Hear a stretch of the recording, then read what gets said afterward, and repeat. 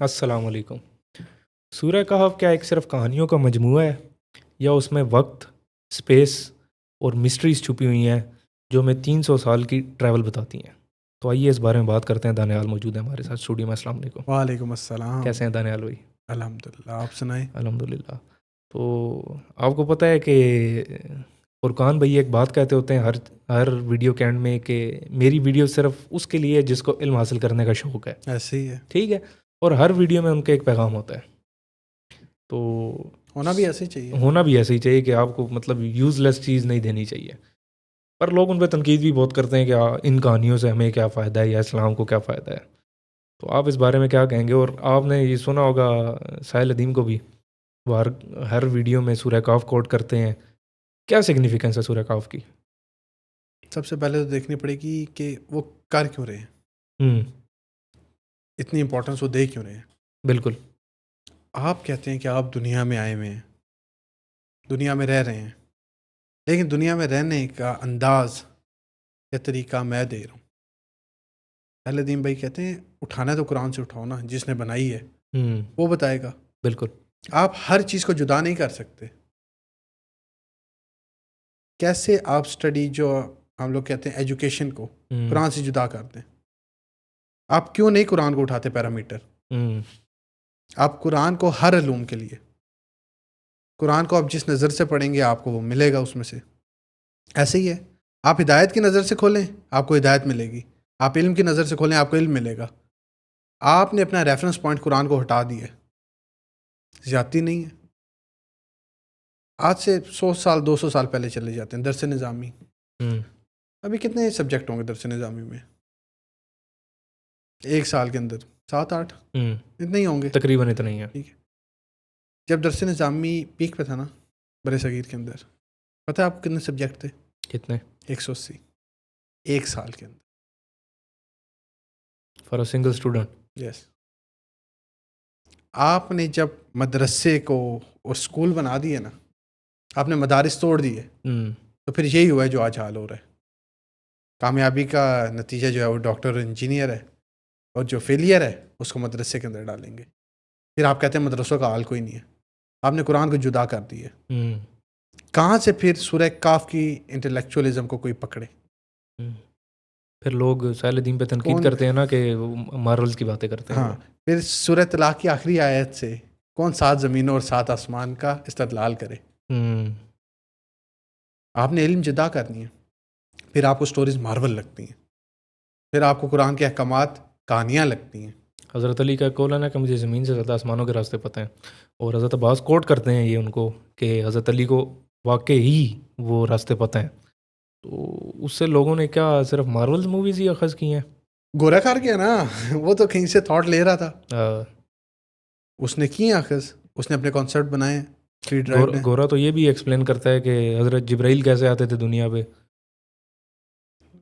ना मानता हो, मानता ना रास्ते हो। दिखा देता है, मानता ना हो। रास्ते वो बता देता है। वहाँ मौज वो आके बता रहे तो कहते हैं हाँ वो कुरान में लिखा हुआ था हमारे पास भी। तो आपने गोरे को क्यों नहीं बताया कि कुरान में ये लिखा हुआ है, तुम आप कैसे दरियाफ्त कर रहे हो? हम्म। आज से ना 1000 साल बाद या 100 साल बाद किसी ने ना आसमान में ना पानी देख लिया ना, उसने पागल हो जाना है। रिसेंट देखा है ना पानी में। देखा है ना, हाँ। मेरे नबी ने तो 1400 साल पहले पहले बताया था। हम्म।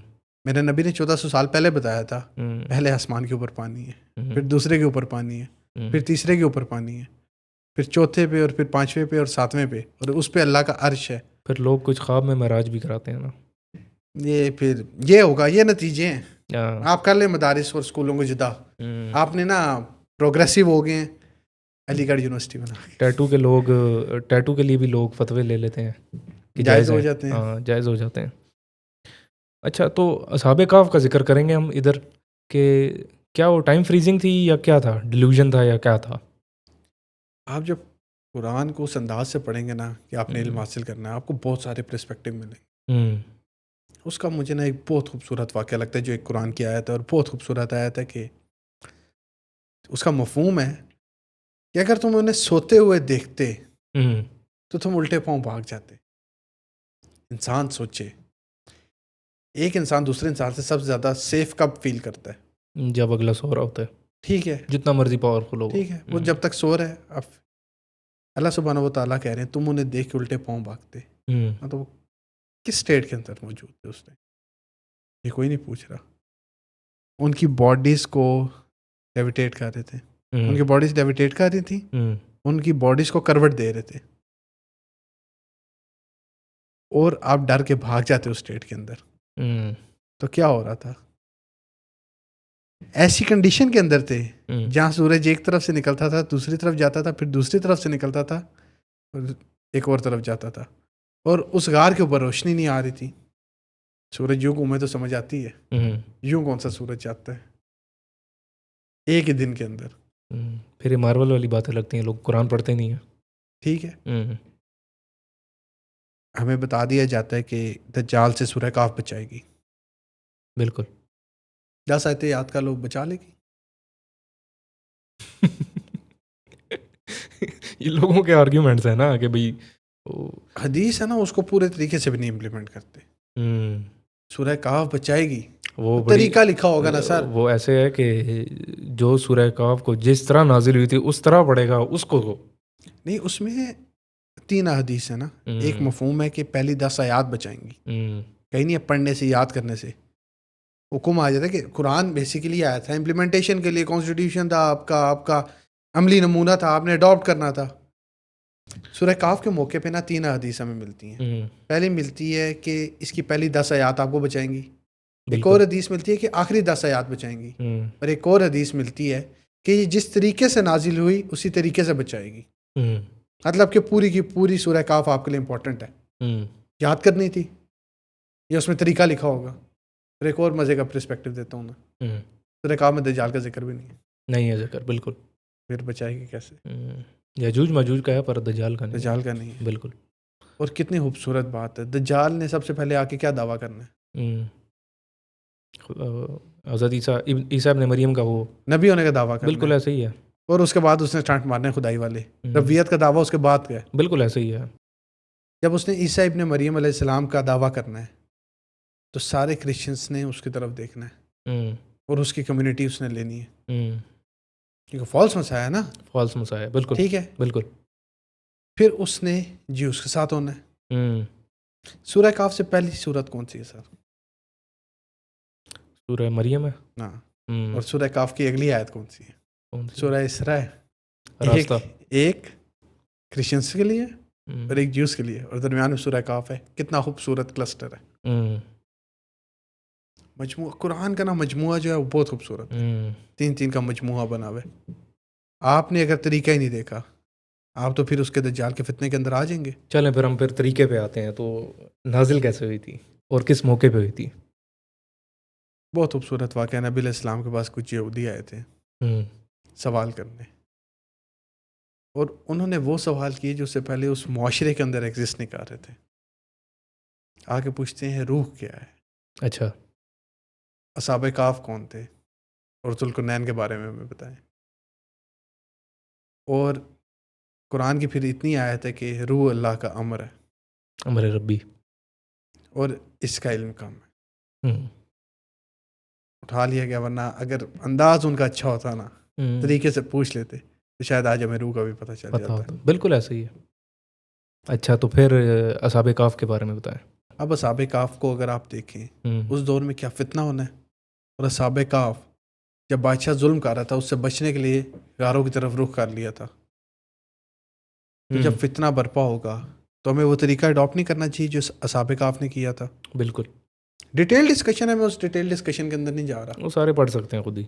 आपको तहकीक करनी पड़ेगी, आपको उसकी डिटेल स्टडी करनी पड़ेगी। अच्छा, अब हम ना बहुत ज़रूरी टॉपिक पे आते हैं, जुल्करनैन पे, हज़रत जुल्करनैन अलैहिस्सलाम पे। मैं वो कुछ लोग कहते हैं ज़मीनों के सफ़र में थे। खैर वो तो फिर लोगों की अकल भी वहीं तक जाती है जितना वो सोच सकते हैं। मैं इस बारे में उनको तनकीद नहीं करूँगा। मैं दुआ ये करूँगा कि अल्लाह उनको इल्म दे दे, अल्लाह हाँ इल्म अता कर दे उनको, कि वो इस्लाम को एक ना सांचे में ना बंद करें कि भाई इससे बाहर नहीं जा सकते हम। हालांकि जो इस्लाम है ना वो 7 आसमानों की बातें करता है। खैर वो 7 आसमानों के लिए आया है। हाँ, वो 7 आसमानों के लिए आया है, खलीफतुल अर्द बना के, वो सिर्फ इंसानों के लिए नहीं आया। ऐसे ही है, वो पैरेलल यूनिवर्सेस और पैरेलल गैलेक्सीज, सारे एलियंस और व्हाट्सएवर जितनी चीज़ें उनके लिए आया। खैर मैं जुल्करनैन पे वापस आता हूँ। कुछ लोग कहते हैं पैगंबर नहीं थे, और जब हज़रत खिज़र अलैहिस्सलाम का एक वाक़या मिलता है हमें कुरान में, ठीक है, और उनके साथ हज़रत मूसा का सफ़र है, सेम सूरत है, ठीक है। हज़रत मूसा गए हज़रत एक ऐसे दरिया के पास जहाँ पे एक पोर्टल बन गया, क्या कहूँ मैं उसको, और नहीं, बड़े बहुत खूबसूरत वाक़या है यार। अब देखने का नज़रिया होता है। हज़रत यूशा के साथ थे, यूशा इब्न नून, ठीक है, और पकी हुई मछली उनके पास थी, बिल्कुल। और जब आगे सफ़र कर रहे तो वो मछली ना जिंदा होकर पानी में चली गई थी। आगे गए, हज़रत मूसा ने दरियाफ्त किया कि वो मछली कहाँ है, खाना, कहा वो तो जिंदा हो गई, दरिया में गिर गई है या समंदर में। बिल्कुल। तो कहते हैं वही तो रास्ता था, वही तो तलाश करने आए थे। वो वापस गए, मछली ने रास्ता बना के वहाँ से ट्रैवल किया, और उस रास्ते के अंदर हज़रत मूसा गए, और उनकी हज़रत हिजर से मुलाकात होती है। और हज़रत हिजर क्या कह रहे हैं कि तुम सब्र नहीं कर सकते। नहीं, इस बात से पहले मैं एक और बात करना चाहूँगा कि जब हज़रत मूसा पहुँचते हैं हज़रत खिज़र के पास, सूरह काफ में लिखा हुआ है, तो वो उनको जाके सलाम करते हैं। तो हज़रत खिज़र आगे से क्या कहते हैं, इस दुनिया में सलाम कैसा। इससे भी मतलब लोगों की अकल में कोई वो कौन सी दुनिया में आ मतलब गए? कोई ये तो सीधा कुरान, चलें इख्तलाफ राय होता है कि एक लफ्ज़ है उसका तर्जमा नहीं समझ आ रहा, ठीक है, या सबबा का नहीं समझ आ, छोटी बात है ये कि मतलब नहीं हज़ार इसके मतलब हैं और ये ठीक है। जब हज़रत खिज़र अलैहिस्सलाम ये कह रहे हैं कि ये इस दुनिया में तो सलाम तो नहीं होता, तो उस पर भी लोगों की कोई पिन पॉइंट नहीं, कोई चीज़ हो रही कि मतलब यार ये क्यों इन्होंने बात कही है। अल्लाह ने महज अल्लाह ने कहानी सुनाई, नाउज़ बिल्लाह सुमा माज़ल्ला। कुरान तो अहकामात है ना, कुरान अहकामात है, तो आप अहकाम क्यों नहीं ले रहे? आप उसको इसको कहानी शरीफ क्यों समझ रहे हैं? नाउज़ बिल्लाह सुमा माज़ल्ला। आप एक और बड़े मज़े का इसके अंदर पॉइंट देखें। हज़रत खिज़र ने जब हज़रत मूसा और हज़रत खिज़र की मुलाकात हुई, हज़रत खिज़र कहते हैं हज़रत मूसा को, नबी को, जिन पे वही आती है कि आप सब्र नहीं कर सकते। ये सोचने की बात नहीं है, नबी को ये कहा जा रहा है। मतलब वो रेल मोर हैं कि आप जिस जहाँ से हैं ना, या जिस डायमेंशन से हैं, वो यहाँ पर इम्प्लीमेंट नहीं हो सकती। बिल्कुल। ये इस्तदलाल क्यों मौजूद नहीं? अच्छा, इस पे मुझे एक बात याद आई है कि कुछ लोग हज़रत ज़ुल्करनैन को पैगंबर नहीं मानते इस बेसिस पे कि भाई उसको सल्तनत अता की थी, जो भी था। पर जहाँ भी हज़रत ज़ुल्करनैन का जिक्र आता है, वहाँ पे अल्लाह ये कहते हैं कि हमने इसको सबब अता की, हमने इसको सल्तनत अता की, हमने इसको कहा कि 2 कौमों के पास जाओ। मतलब अल्लाह इज़ डिक्टेटिंग हिम डायरेक्टली। तो डायरेक्टली किसको अल्लाह डिक्टेट करता है? किसी आम इंसान को तो नहीं करता मेरे ख्याल में। मुझे नहीं याद पड़ता कि किसी बादशाह से बादशाह पे अल्लाह ने वही की हो, जो पहले से बादशाह हो पर अल्लाह ने उस पर वही की हो कि तू ऐसे कर। वो तो उनको बादशाहत अता भी हो गई थी। बादशाहत, आप दुनिया की सल्तनत अता होना और एक बादशाहत होना, इसमें ना एक मेरा अपना पर्सपेक्टिव है। जैसे हज़रत सलमान के दरबार में जो वाक़या हुआ, इफ़रीत और एक इंसान जो मौजूद था, ठीक है, और फिर उस इंसान से जब दरियाफ्त किया कि ये तुमने कैसे किया, तो उसने कहा मेरे पास किताब का इल्म था। और आगे से हज़रत सलमान ने क्या कहा था, हाज़ा मिन फ़ज़्ल रब्बी, ये मेरे रब का फ़ज़ल है। बिल्कुल। मतलब कि अगर इंसान के पास किताब का भी इल्म है ना, तो अल्लाह की तरफ से। बिल्कुल ऐसा ही है। ऐसी हज़रत ज़ुल्करनैन नबी थे या नहीं, वल्लाह वाला। इस पे मैं इस वजह से आपसे बात कर रहा हूँ क्योंकि जब हज़रत खिज़र अलैहिस्सलाम का जिक्र आता है, तो जो 3 वाक़यात हुए हज़रत मूसा के साथ, वो आपको ही पता है। तो उसको ये दलील बना के कि अल्लाह ताला ने करवाए उनसे, वो ना वो खुद कोट करते हैं कि ये अल्लाह ताला ने मेरे से करवाया और इसने ऐसे करना था और ऐसे करना था। तो उस बेसिस पे हज़रत खिज़र अलैहिस्सलाम को पैगंबर लोग डिक्लेयर करते हैं, कोई छोटे लोग नहीं, बड़े लोग। तो जब अल्लाह हज़रत ज़ुल्करनैन को डिक्टेट कर रहे हैं तो उसमें मसले क्या हैं? दोनों तरफ ना एक्सट्रीम्स पाई जाती हैं हमेशा। अभी हज़रत सलमान वाली बात की ना, बिल्कुल। उनके दरबार में जो इंसान मौजूद था, उसके बारे में 2 एक्सट्रीम्स मौजूद हैं। कोई न्यूट्रल ओपिनियन भी मौजूद नहीं है। हाँ, न्यूट्रल भी नहीं, बिल्कुल ऐसा ही 2 है। एक्सट्रीम्स मौजूद हैं। बिल्कुल। एक तबका कहता है वलीउल्लाह थे, और एक तबका कहता है दज्जाल था। बिल्कुल ऐसा ही है। एक्सट्रीम्स मौजूद हैं। क्योंकि उसने टेंपल भी तो बनाया था ना हज़रत सुलेमान का। था, और कहते हैं कि जिसने सेकंड टेंपल बनाया वो 8th टेंपल भी बनाएगा। कैसे? बंदा भी नहीं मिला था दोबारा। नहीं मिला था। और जो दावा था कि विदाउट साउंड बनाए, बिल्कुल, वो भी पूरा किया था उसने। और कितने मज़े की बात है, विदाउट साउंड की जो शर्त थी, हज़रत दाऊद के बेटे थे, हज़रत सुलेमान। हज़रत दाऊद के पास मुआवजा क्या था? आवाज़ का। ये तारें इनसे जुड़ती नहीं है, हम्म, या ये जोड़ना चाहते नहीं है, ये जान के नहीं जोड़ते, सबको जोड़नी या आती है हर इनका ना चीज़। वो इतना इंटेलेक्चुअल लेवल नहीं है। इंटेलेक्चुअल लेवल पे मैं डिबेट नहीं यार करूंगा, क्यों यार, एक मुफ्ती या या इतने बड़े नहज का आपको ना बंदा हो। आपको सब्र चाहिए ना। मैं हाँ। आपको एक वाक़या सुनाता हूँ, बहुत खूबसूरत वाक़या है। हम्म, सूरह तलाक की आखिरी आयत, हम्म, जिसमें 7 ज़मीन और 7 आसमान का जिक्र है। हज़रत अब्दुल्ला बिन अब्बास के पास कुछ सहाबा गए, हम्म, उन्होंने कहा कि आप इसकी तफसीर बता दें। हज़रत अब्दुल्ला बिन अब्बास कहते हैं कि अगर मैंने तुम्हें इसकी तफसीर बता दी, तुम काफिर हो जाओ। क्यों? कहते हैं मेरे पास हदीस है, तुमने नहीं माननी, और तुमने हदीस हम्म, का इनकार करना है, तुमने कुफर कर जाना है। हम्म, क्योंकि वो उस इंटेलेक्चुअल लेवल पे नहीं है कि वो चीज़ हजम कर सके, उस चीज़ को बर्दाश्त, वो इस लेवल पे नहीं है कि वो चीज़ एब्जॉर्ब कर सके। हम्म, सामने मौला अली अलैहिस्सलाम हो ना, तो उनकी डिस्कशन कुछ और हो रही होगी। हर बंदे का वो इंटेलेक्चुअल लेवल नहीं होता कि वो हर बात एब्जॉर्ब कर सके हम्म। अपने इल्म पे। अच्छा, वो जो हज़रत सुलेमान के दरबार में जो बंदा था, उसका तो हिस्ट्री में नाम भी मिल जाता है, आसिफ बिन बरखिया। तो वही मैं आपको बता रहा हूँ ना, दो एक्सट्रीम्स हैं, एक वली अ, बनाते हैं और एक दज्जाल बनाते हैं। अच्छा खैर, हम तीसरे टॉपिक पे आते हैं, याजूज और माजूज पे, जिनके दरमियान दीवार बनाई ये थी। जो हमारे इधर नॉर्थ साइड पे थोड़ा सा चाइना बॉर्डर लगता हाँ, वहीं पे, है, बिल्कुल। Wall of China. वो अकल में दीवार, फिट नहीं होता ना इंटर गैलेक्टिक, तो बंदा वॉल ऑफ चाइना के पास उसको, फिर केटू से नीचे उतर आएंगे। हाँ, केटू से नीचे उतरेंगे। यार ऐसी कौन सी ऐसी कौन सी मखलूक है जो एक पहाड़ से नहीं उतर सकती? यार और मज़े की बात, वो हर चीज़ को खा जाएगी। दुनिया के सारे पानी पी जाएगी। एक बड़े मज़े की पर्सपेक्टिव है, नबी अलैहिस्सलाम जब मेराज पे गए थे ना, तो उन्होंने ना बहुत ज़्यादा ना जहन्नुम की तरफ लोग देखे थे। जिब्राइल अमीन से दरियाफ्त किया कि ये कौन है। हम्म, तो जिब्राइल अमीन ने कहा था कि रेशो कुछ ऐसे थी कि 999 और 1, 999 जहन्नुम में जा रहे थे और एक जन्नत में जा रहा था। कहा कि मेजोरिटी याजूज माजूज हैं। हम्म, आते हैं, मिसाल देता हूँ आपको। 8 अरब आबादी है, 8 अरब अगर आबादी है और 999 जहन्नुम में जा रहे हैं, एक जन्नत में जा रहे हैं, रेशो का अंदाज़ा लगाएं, फिर तो मोमिनीन बड़े थोड़े रह गए अगर इसी आबादी के अंदर मौजूद हैं। हम्म, अगर नहीं है, कहीं छुपे हुए हैं, नज़र नहीं आ रहे हमें, बड़े बड़े कानों वाले, ठीक है, छोटे छोटे कद वाले, हम्म, तो इतनी बड़ी तादाद, मैं कहता हूँ अगर 999 है तो आप मल्टीप्लाई करें 8 अरब को 999 से, 8,000 अरब, और हम्म। 8,000 अरब की एक मखलूक दुनिया पे रह रही है, और आपको और मुझे नज़र नहीं आ रही। और मसला ये भी है ना, वो बड़े कानों वाली आपने बात की है, लोग समझेंगे कि शायद फिजिकली साइज में बड़े होंगे, वो उनके कान इतने बड़े हैं कि हाथी के एक कान, कान वो नीचे बिछाते हैं, हाँ, दूसरा कान वो ऊपर लपेटते हैं ऐसा बिस्तर। हाथी के कान जितने बड़े उनके कान हैं। और बिल्कुल। दुनिया का पानी वो पी जाएंगे, दुनिया में मौजूद हैं तो अभी पानी क्यों नहीं ख़त्म हो रहा? पहला ग्रो आएगा उनका, एक समुंदर से गुजरेगा, हाँ। ठीक है, तो जब गुजर जाएगा तो दूसरा ग्रो आएगा, तो वो कहेंगे कि यहाँ पे तो पानी था। हम्म। वो इस मिकदार में और इस स्पीड से तो वो पानी पियेंगे। अब आप हमारा है तो अभी 70% 80% पानी दुनिया पे मौजूद है। बिल्कुल।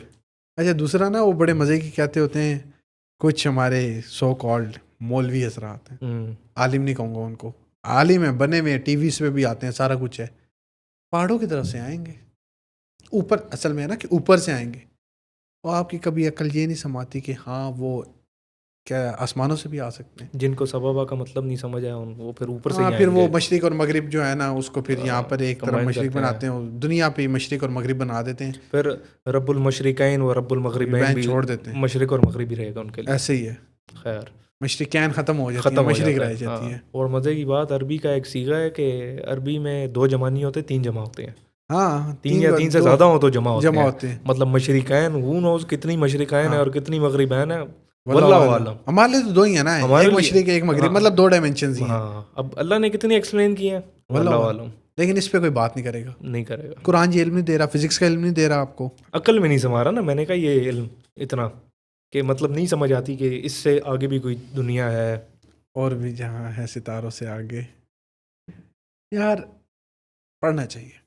ज़रूरी आप है। सिर्फ मसला यही है, बात वहीं से जहाँ से शुरू हुई थी हमारी, आपने जब दीन से निकाल दिया ना दुनिया को, दीन और दुनिया हो गई, तो ये मसला आएगा। मसला ये है कि आइंस्टाइन की रिलेटिव थ्योरी ज़्यादा हमारे लिए इंपॉर्टेंट है, क्योंकि वो दलील दे रहा है अल्लाह की। नाउज़ बिल्लाह समा माज़ल्ला, मैं अफसोस के साथ कह रहा हूँ कि नकले अल्लाह की कुफर थ्योरी कुफर हमारे लिए नबाशी। ना, नकले कुफर कुफर नबाशिद, हमारे लिए ना अल्लाह की जो वो थ्योरीज है ना, वो हमारे बल्कि लिए थ्योरी नहीं है ना, फैक्ट है हमारे लिए। मतलब कि फॉर इन्होंने एग्जांपल थ्योरी बना दी है। अल्लाह, चीज़। मेरा कहने का मकसद ये है, अल्लाह ने एक लॉ बनाया है और एक बनाया आइंस्टाइन ने लॉ। आइंस्टाइन की आप थ्योरी है वो माने एक असल में एक ना, फॉर एग्जांपल एक लॉ बना दिया उसने फिजिक्स का, जो खुद से बनाया उसने। मैं कहता हूँ नहीं है, उसकी थ्योरी है। मैं उसको हालांकि बेनिफिट ऑफ डाउट देता हूँ, उसकी थ्योरी है, अल्लाह ने हाँ, लॉ बनाया है, उसकी थ्योरी मानेंगे, अल्लाह का लॉ नहीं मानेंगे। क्यों?